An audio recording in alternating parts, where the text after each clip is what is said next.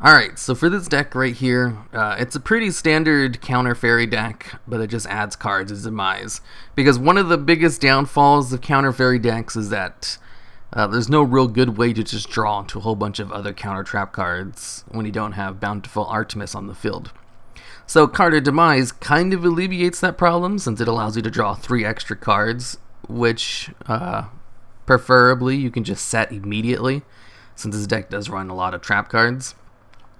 And it's pretty good. For those of you who don't know what a counter fairy deck is, it's basically just a deck that revolves around Bountiful Artemis, where you just set a whole bunch of counter trap cards and use them all, and draw cards off of them. Also, with the addition of the new counter fairy Pendulum monster, you don't have to pay a cost to discard cards for effects or pay life points, so you can run as much of your Solemn card as possible. And also Ultimate Providence, it allows you to basically negate anything for free, and then draw a card if you have Artemis on the field. I also like to run Sage of the Sky, even though it's not a really good counter fairy, because you need the Sanctuary in the Sky on the field in order to use its effect. And the Sanctuary in the Sky is a terrible field spell card. It doesn't really give you any tangible benefits.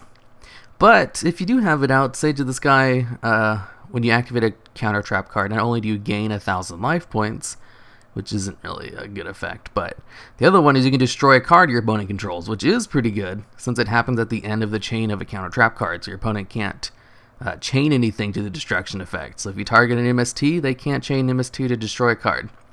Only other counter trap cards.